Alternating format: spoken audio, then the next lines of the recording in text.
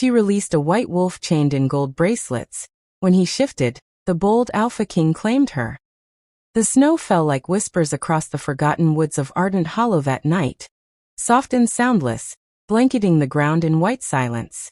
Somewhere beneath that silence, a single cry broke through, low, muffled, and wrong. It wasn't the cry of a wild animal, or the call of a wolf hunting under moonlight.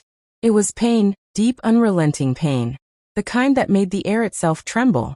Alara Bennett stopped mid-step, her breath frosting in the cold. She had grown up hearing stories of wolves in these mountains, of cursed packs and moonlit kings that once ruled the north before the wars burned them away. But nothing in those bedtime stories had sounded like this. This sound didn't belong to a legend. It belonged to something alive, something suffering. Her boots crunched softly as she moved toward the old temple ruins ahead. The forest seemed to hold its breath, and even the wind stilled. She shouldn't have come this far out. Her mother would have said it wasn't safe for an Omega to walk alone at night.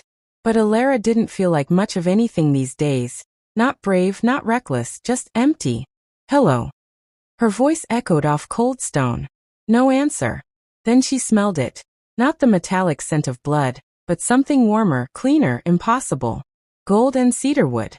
It wrapped around her senses like smoke, tugging at something deep in her chest she didn't know existed. She followed the scent through a broken archway, her lantern's light flickering across carved runes older than the kingdom itself. And there he was. A massive white wolf lay chained to a marble column, his fur matted with streaks of red and ash, his wrists bound by thick golden bracelets that glowed faintly against his skin.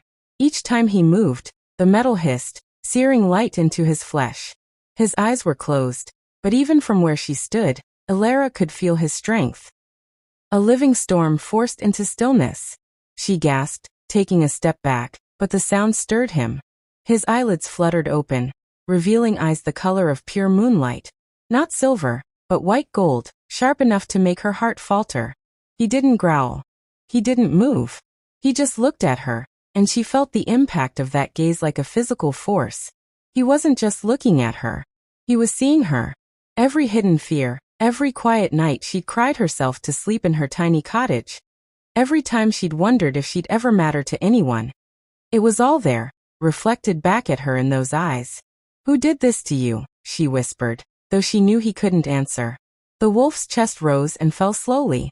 Smoke curled where the bracelets touched fur. Gold, the one metal that could suppress royal blood. Whoever had done this hadn't just wanted to hurt him. They wanted to erase him. Alara's instincts screamed to leave, to run. But something older and stronger rooted her in place, something she couldn't explain. Maybe it was compassion. Maybe destiny. Or maybe it was the quiet, aching loneliness that recognized itself in another soul. She dropped her bag and knelt beside him. "It's okay," she murmured. "I'm going to help you." The wolf's ears twitched, his gaze never leaving her. She pulled a rusted blade from her satchel. A small tool she used for mending fences, hardly suited for cutting enchanted gold. Still she tried. The blade snapped on the first strike, the sound echoing through the temple like thunder. The wolf flinched. Okay, not that way." Her hands trembled. She scanned the chains, noticing runes carved into the metal, old magic, royal seals of imprisonment. But one of them, near his right paw, was cracked. Weak. She grabbed a fallen stone and slammed it against the weak point. Once. Twice. Again. Her palms split, blood mixing with the snow. The rune fractured. The glow dimmed. A deep, guttural sound tore from the wolf's throat. Half snarl, half breath, and the chain snapped. Alara stumbled backward, panting. "See? That's one." The wolf's gaze softened, as though disbelief had replaced fury. She went for the next bracelet, slamming, bleeding, whispering words of encouragement to a creature that shouldn't have understood her. But somehow he did. His breathing synced with hers. His eyes followed her movements. And when the final link broke, the entire temple seemed to tremble. Dust raining from the ceiling, the runes along the walls flaring once before going dark. The wolf collapsed, his massive body trembling. Alara rushed forward on instinct, sliding beside him. Hey, stay with me." Her hands pressed to his fur, warmth bleeding into her fingers. The world seemed to still. His heartbeat thudded under her palms, steady, powerful. Then suddenly the air shifted. It started as a shimmer, like heat rising from desert sand. Then came the sound, bones moving, tendons stretching, the unmistakable sound of transformation. Alara stumbled back as the white wolf's form began to change. Fur receded. Light exploded. Where the creature had been, a man now knelt bare-chested, his skin luminous in the moonlight, golden bracelets still smoldering around his wrists. His hair was white as snow, falling to his shoulders. His body bore marks of battle, scars, bruises, burns. But his face, gods, his face, looked carved from divinity itself. When he lifted his head, those same moonlit eyes met hers, human now, but no less devastating. "Who are you?" she breathed. The man inhaled, every motion deliberate, as though reacquainting himself with breathing. His voice came low, gravel over silk. "I could ask the same, little one." Alara froze. The accent was old, ancient, even like a dialect long buried. "You freed me," he said slowly, looking at his wrists. The bracelets fell off, clattering onto the marble. They no longer glowed. Why? She swallowed hard. Because no one deserves to be chained. For a moment, silence. Then, a sound halfway between a chuckle and a sigh. "No one said that to me in a very long time." He stood, towering above her, the air around him humming with restrained power, the kind of power that bent the world around it. He stepped closer. She should have been afraid. But instead her heartbeat slowed. "I am Cashin Vale," he said finally, voice steady. "Alpha King of the North, or what remains of it." Alara's breath hitched. She'd heard that name before. Every child had. The Alpha King of Gold Blood, slain in rebellion 3 years ago. A tyrant, they said. A legend. A ghost. You're supposed to be dead. A faint smile curved his lips. "So I've been told." The lantern's flame flickered, throwing gold across his skin. Alara's pulse hammered in her throat. "If the council finds out I freed you, they'll kill you," Cashin finished for her, stepping even closer. "Yes, they would."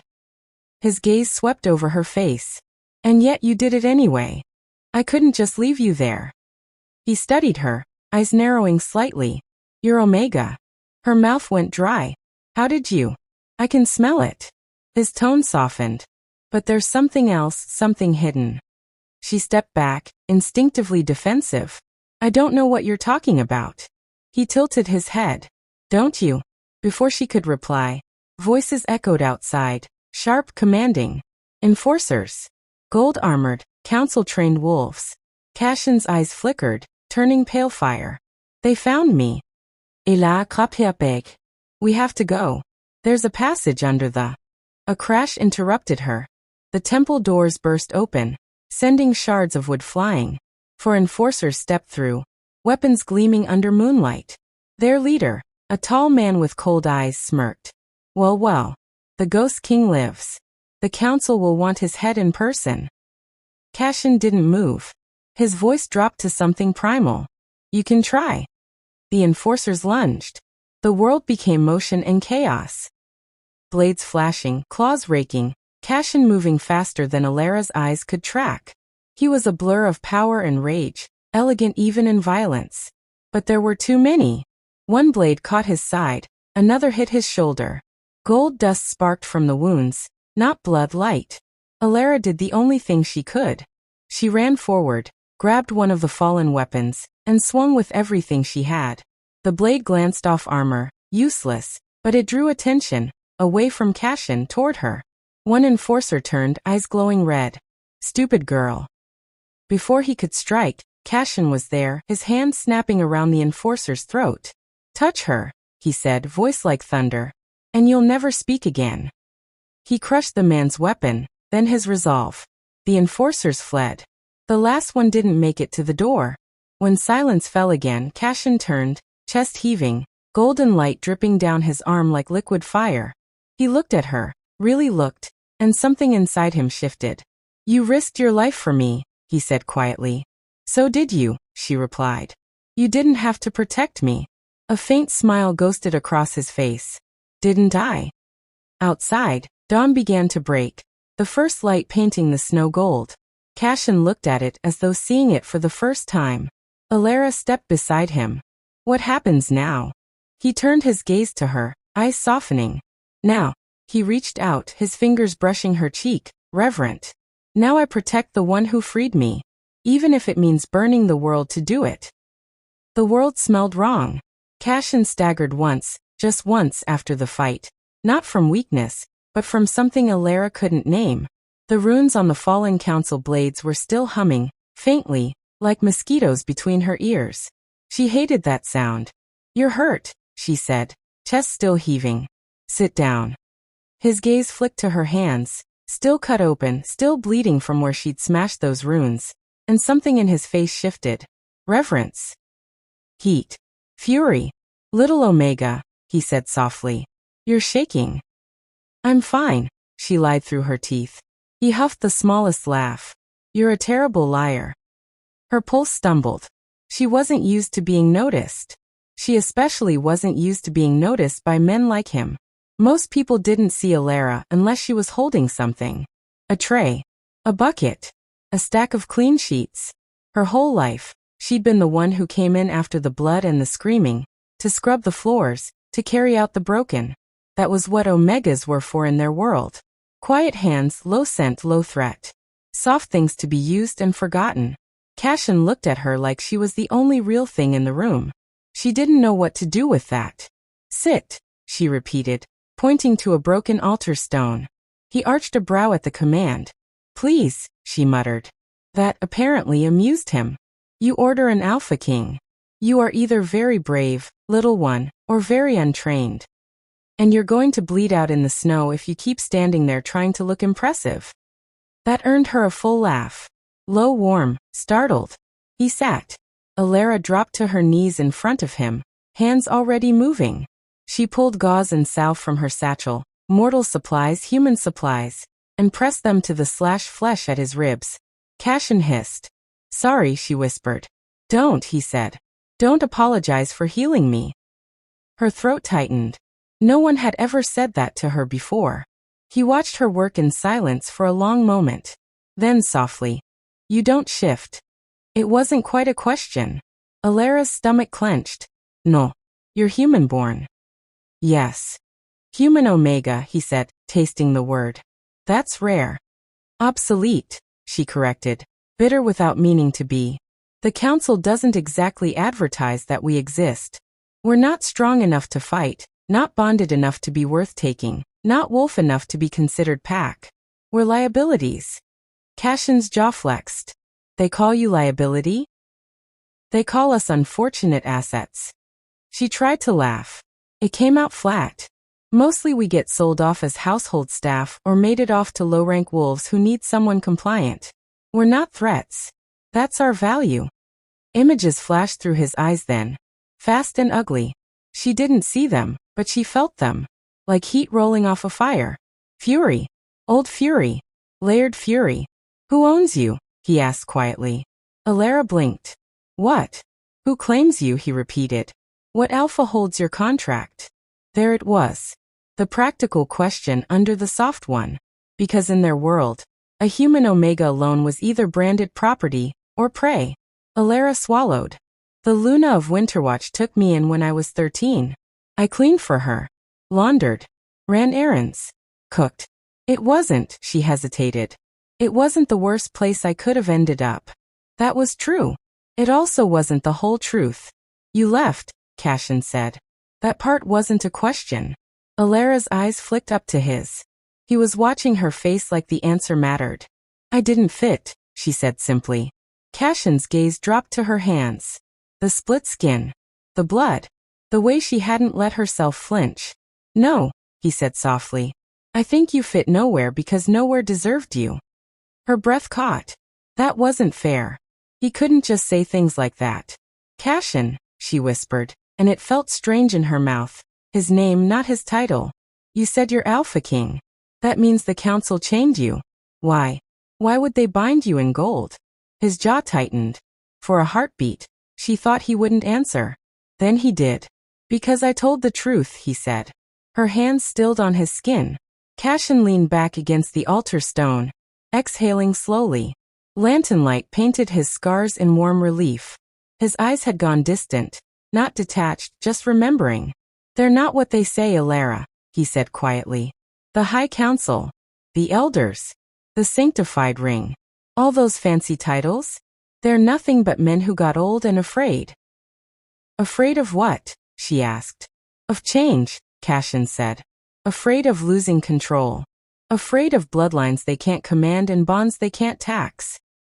He lifted his hand to look at the dented gold cuff that still circled his wrist. The runes had gone dull dead metal now, thanks to her. They tell the packs they're protecting order, he said. That they're keeping peace. That they serve the good of all wolves. But what they're actually doing, what they've been doing for years, is selling omegas.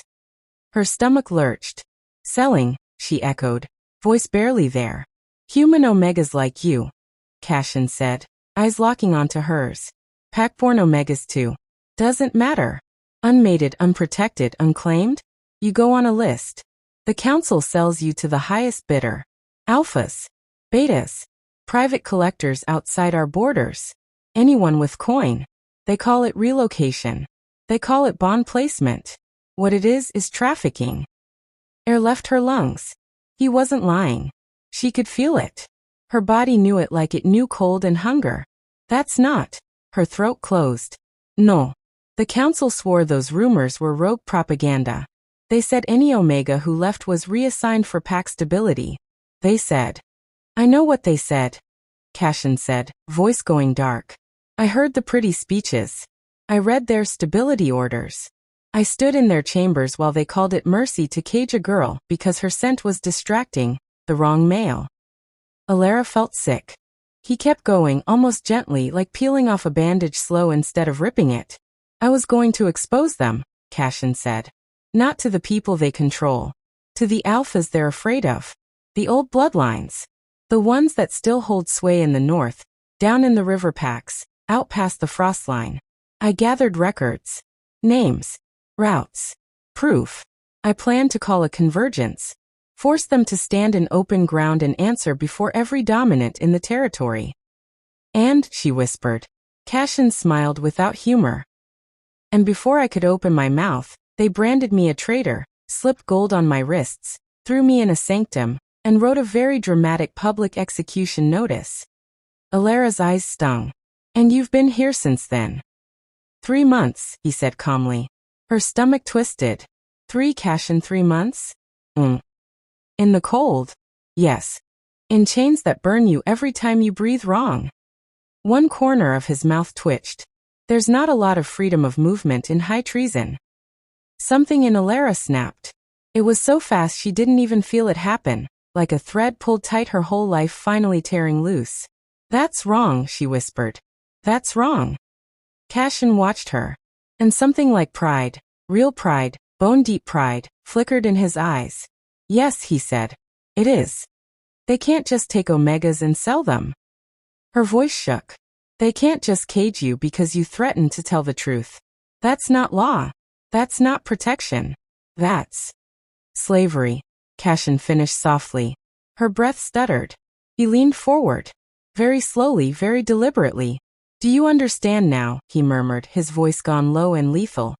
Why those gold bracelets were never going to see another dawn? Why you walking into my prison, little Omega?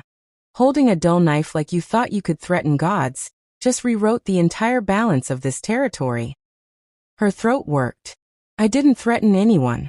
I just couldn't leave you two. You saved me, Cashin said. Her heart skittered. No, she whispered. Yes, he said. You saved me. The air charged. It felt like the whole ruin was listening. And then distant low rolling, a horn sounded from the trees. Cashin went still.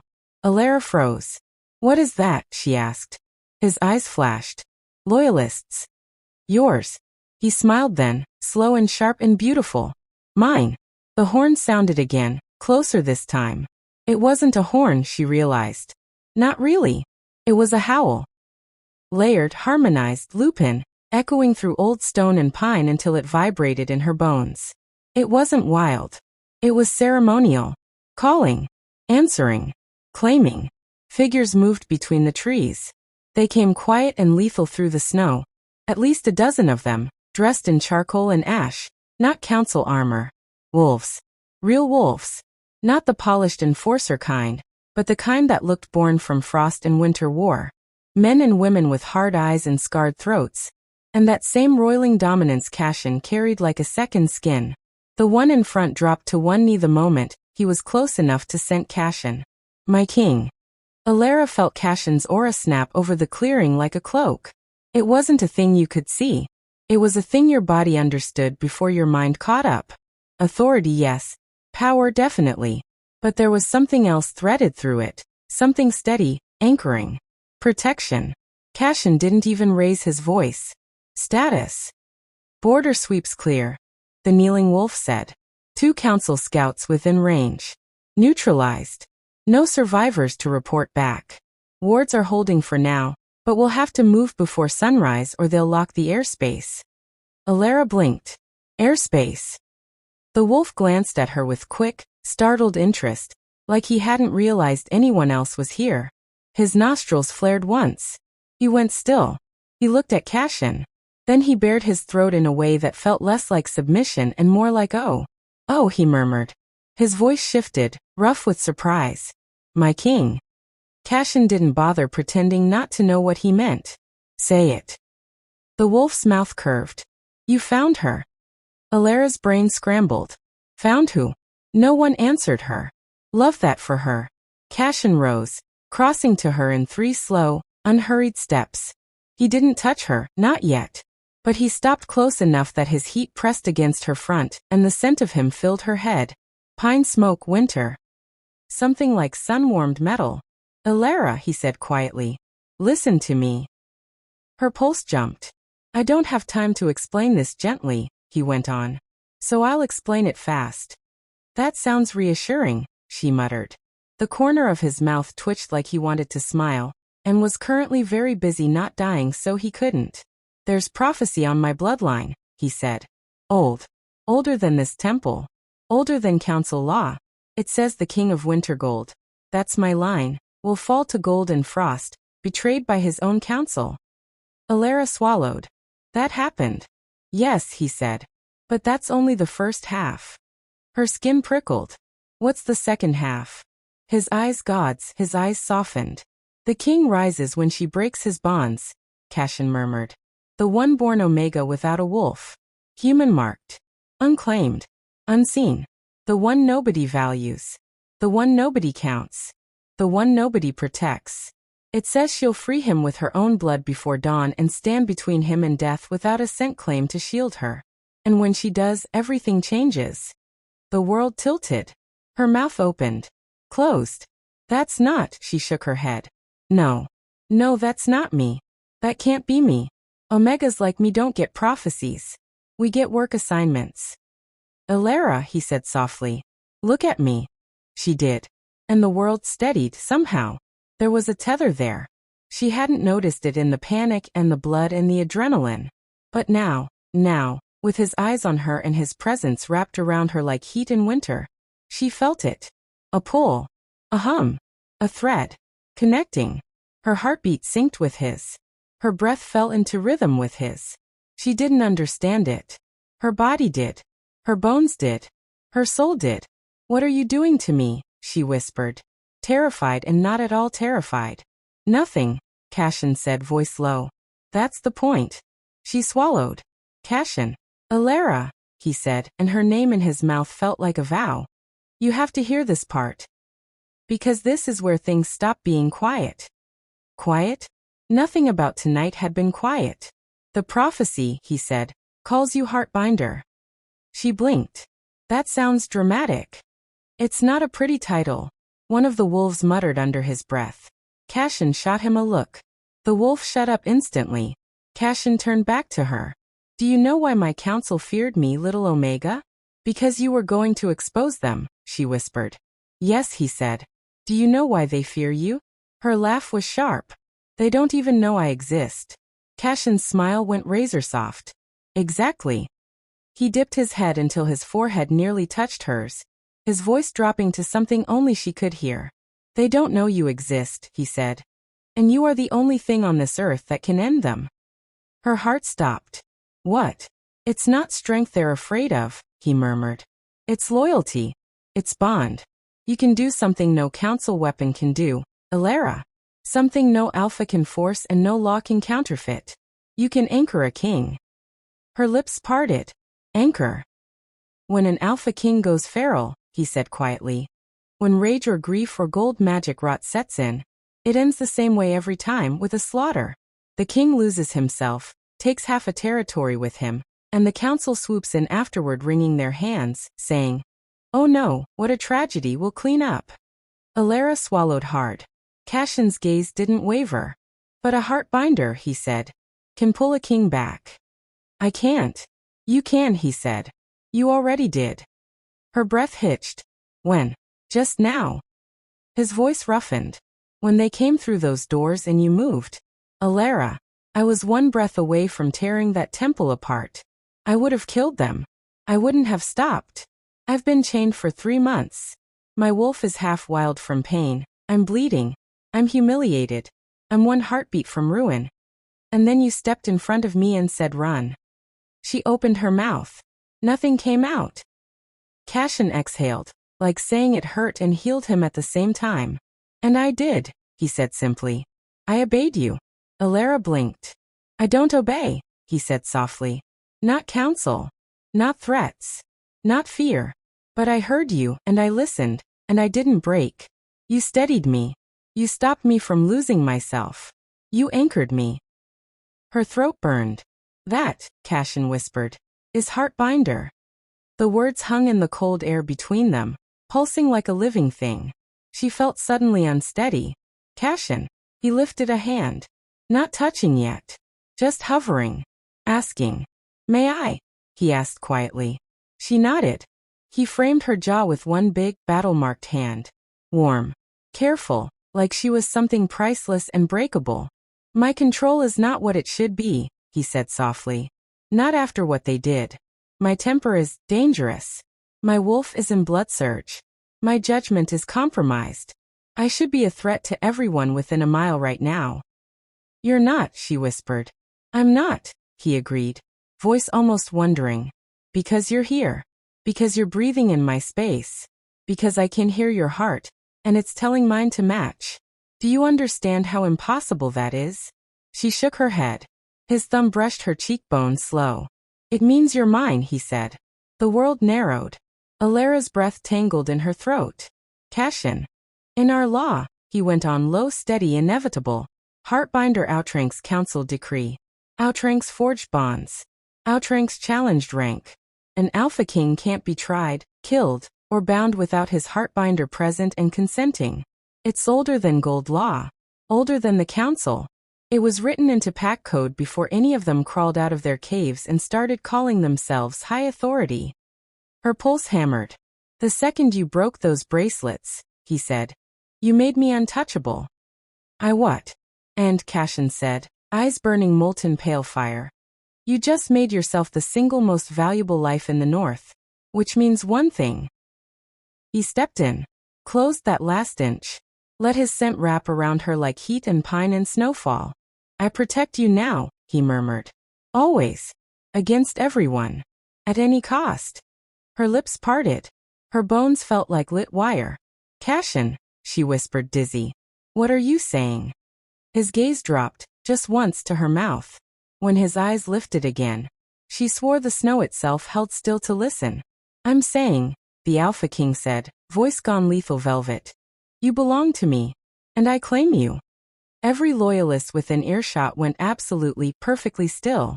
Her heart stopped, then slammed back to life so hard she swayed. Claim, her voice cracked.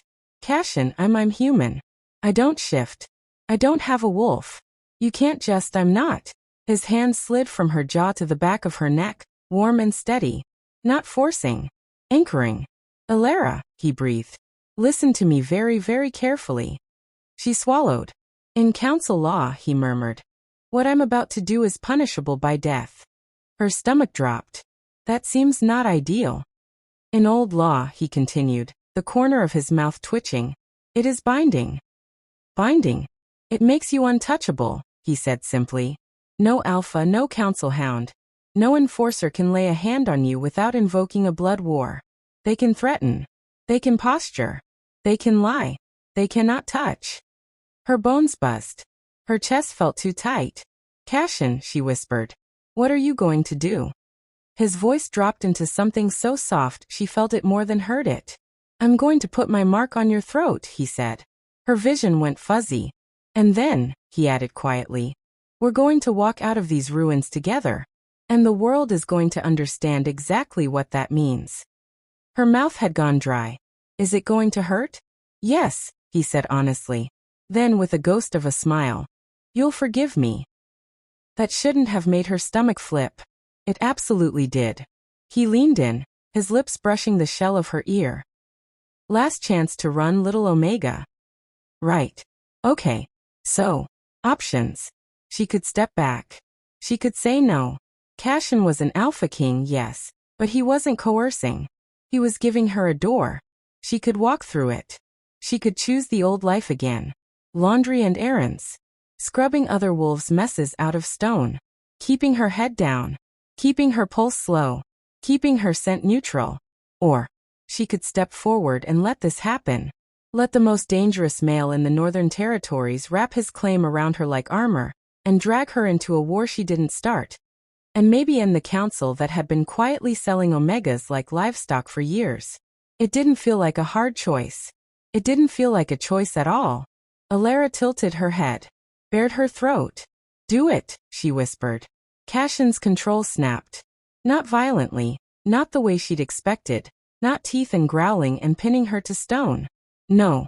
He shook. Just for a heartbeat.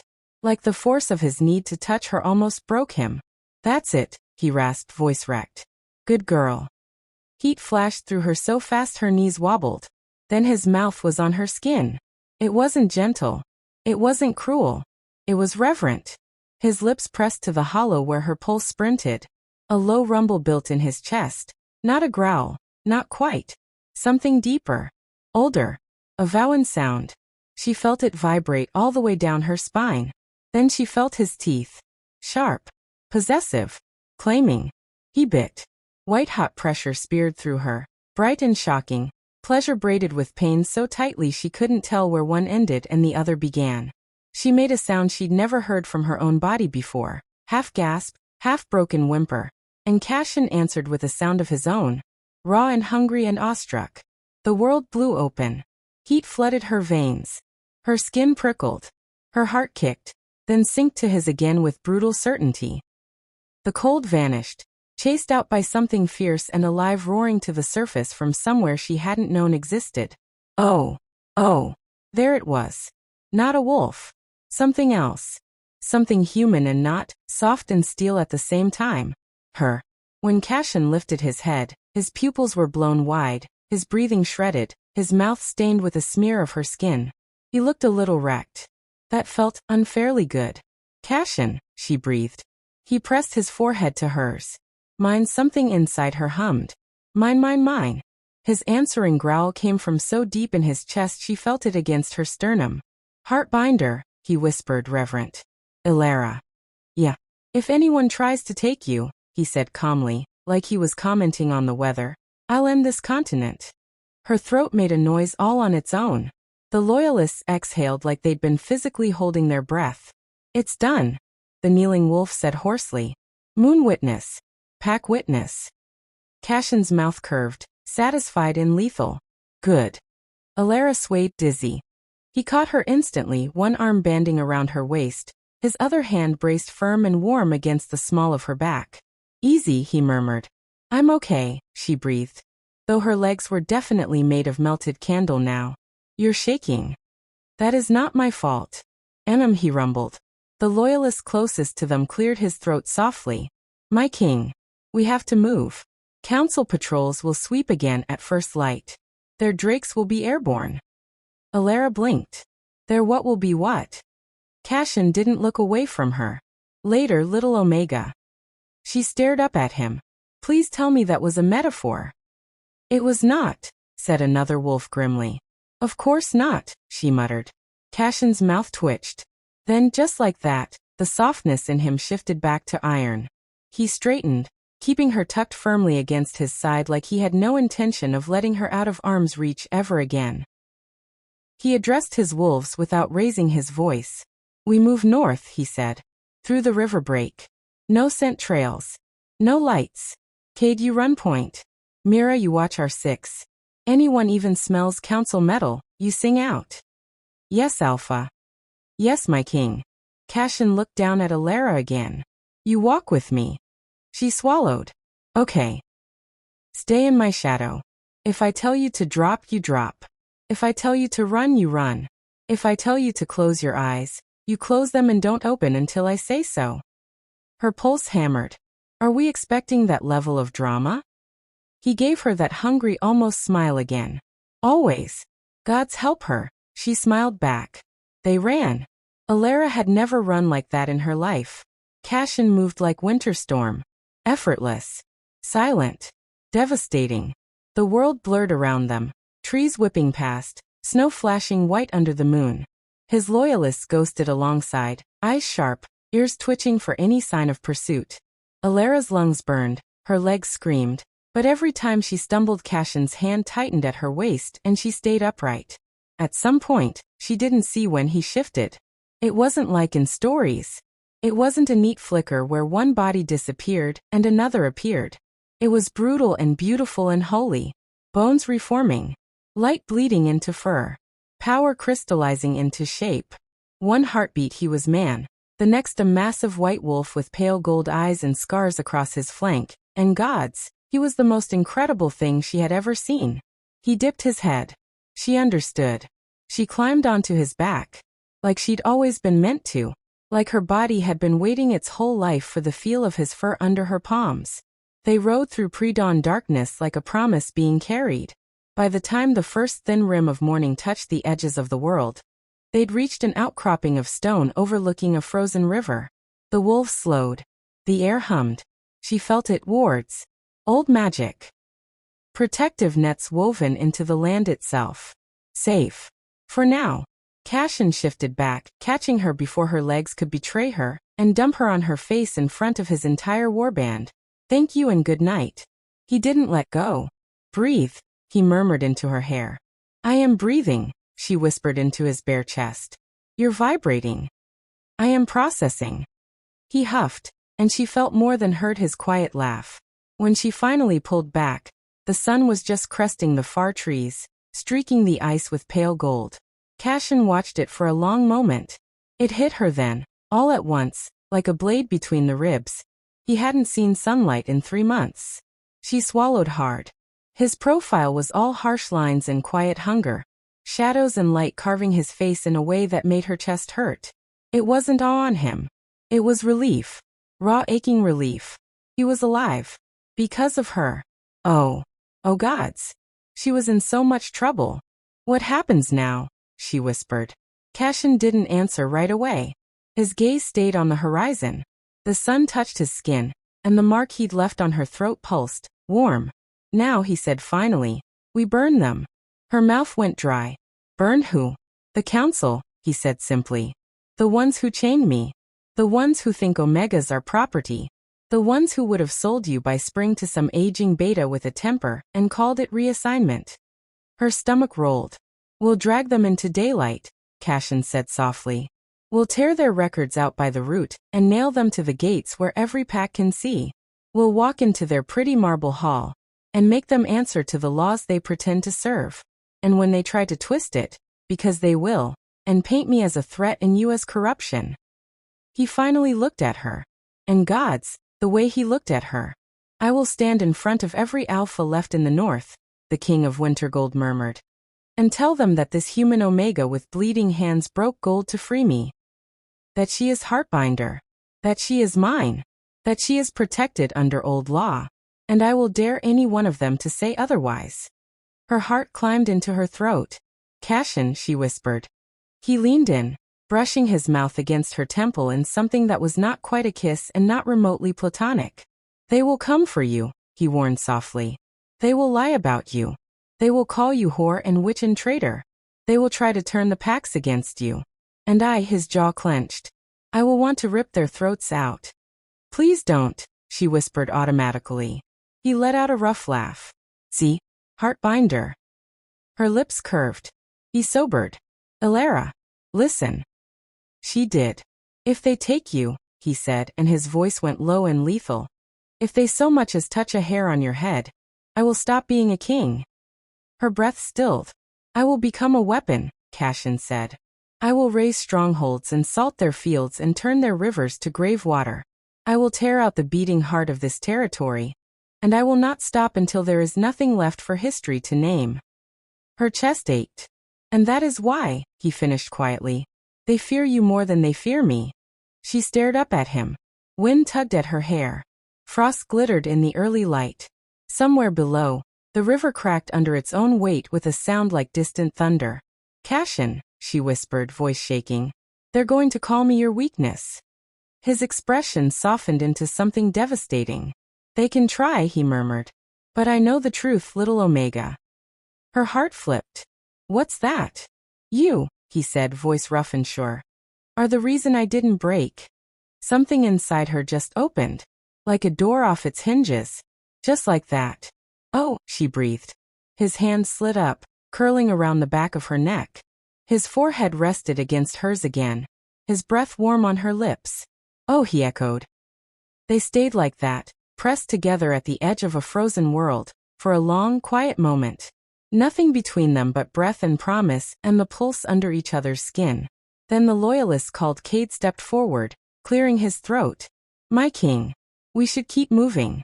We've got maybe 2 hours before they start flying patrols along the ridge. Cashin didn't look away from her. Cade. My king. Spread word, Cashin said softly.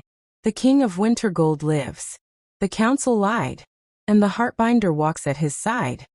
Cade's eyes flicked to Elara, and she watched the moment it hit. The understanding, the shock, the dawning reverence. He dropped to one knee. Not to Cashin. To her. My queen, he said, voice rough. Elara made a choking noise. Cashin's mouth curved, smug and feral. It's fine, he murmured against her skin. Breathe. She was definitely going to pass out. Definitely. Probably. Maybe. Cashin, she whispered hoarsely. I'm not a queen. He smiled against her cheek.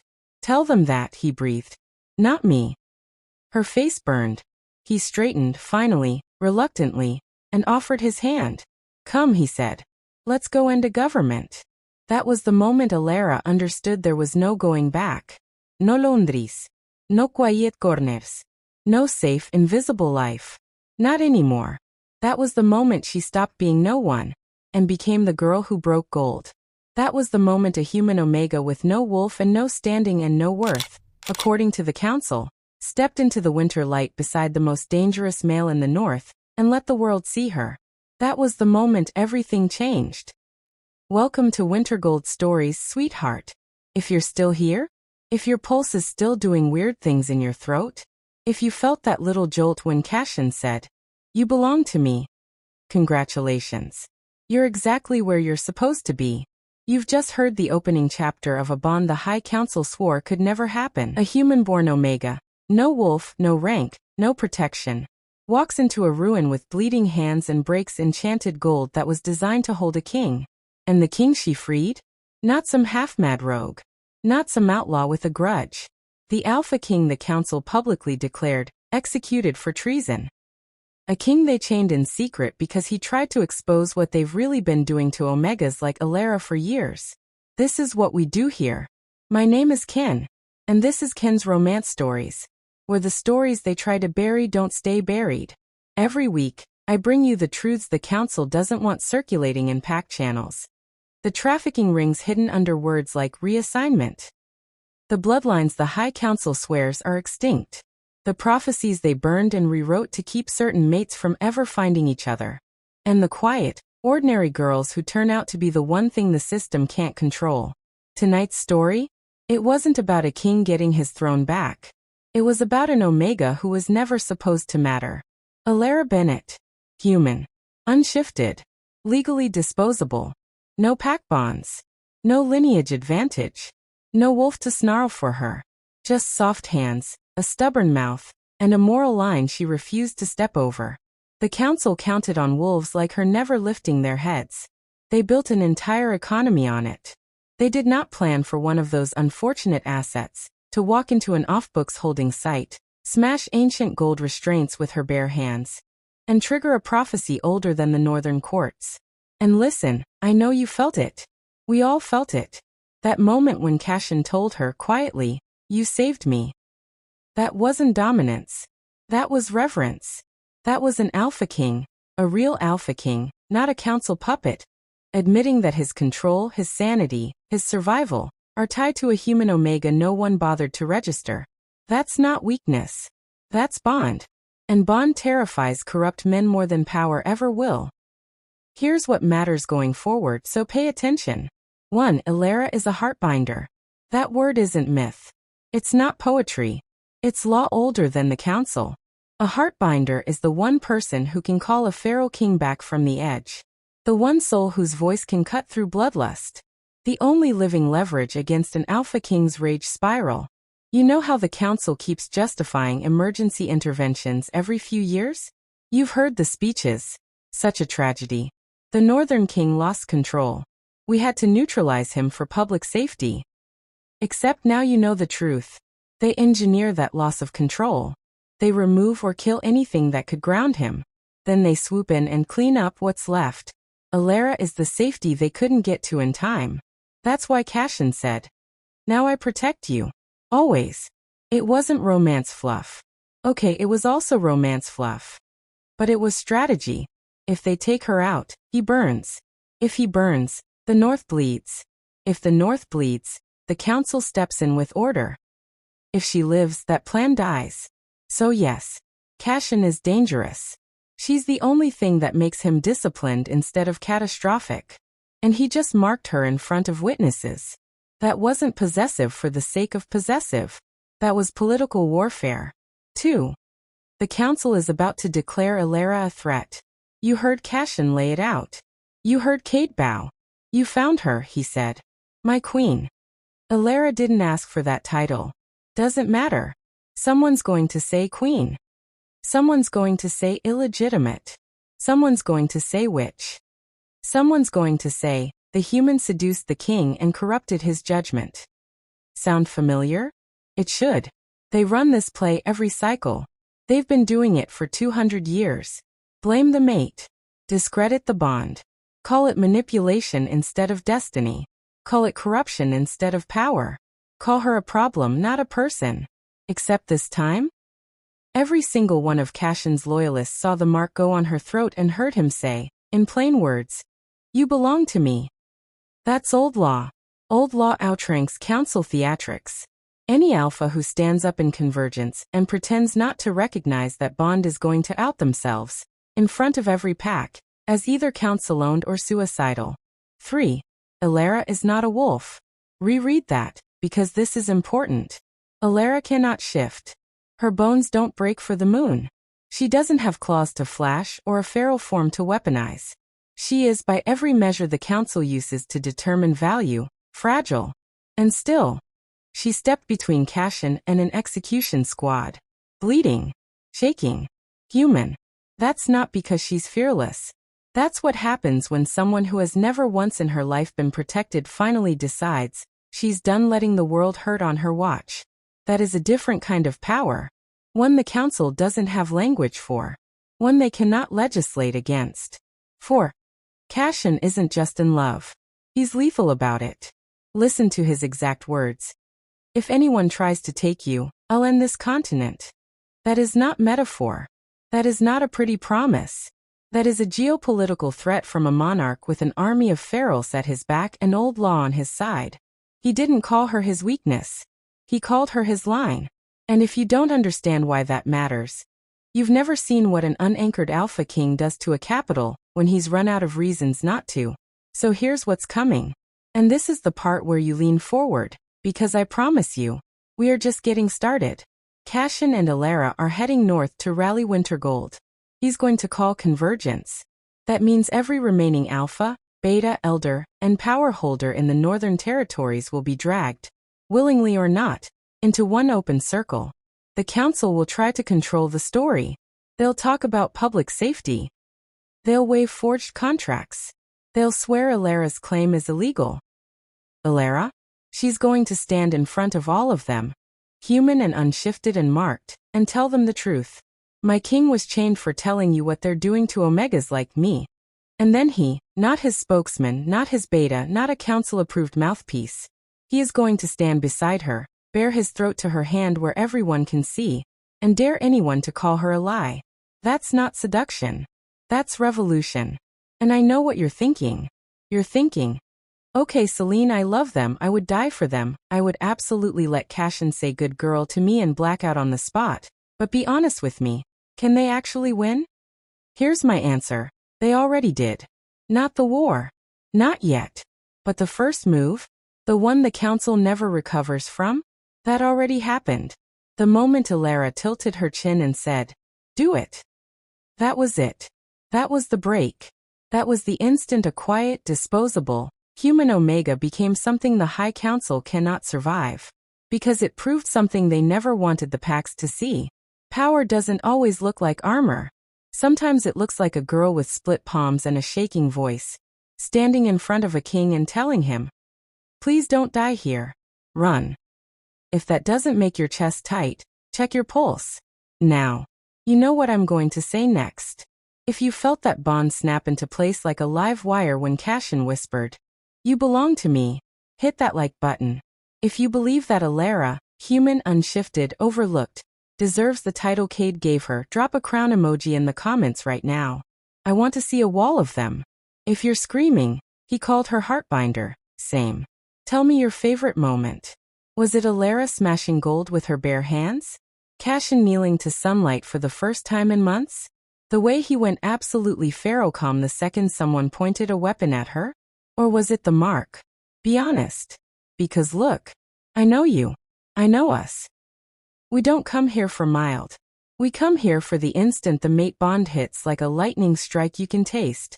And baby, we just watched a king come back from the dead because a girl nobody saw walked in and said no. We're not done. Next week. The rejected heir who told his arranged mate she wasn't good enough to stand at his side. Right up until the night he realized she was carrying the last living bloodline his entire court needs to survive winter. He threw her out in public. He's about to beg in private. And I will have the footage. So subscribe if you haven't. Seriously. You do not want to miss what's coming. Share this with someone who still believes Omega means weak. Tell me if you'd take Cashin's mark. You would. Don't lie. Tell me if you think Alara's going to walk into Convergence wearing that bite and smile. And remember, in the world of wolves and crowns, sometimes the loudest weapon isn't the Alpha King. Sometimes it's the human Omega who refuses to stay quiet. Sometimes prophecy doesn't pick the strongest. It picks the one who can't look away. Sometimes you break the world just by choosing someone who was never supposed to be chosen. This is Ken's Romance Stories. Where traitor kings don't stay dead. Where Omegas become queens. Where belong to me sounds less like control and more like sanctuary. Where love is not a weakness. It's the first law older than all the rest. Stay wild. Stay soft. Stay dangerous. I'll see you next week.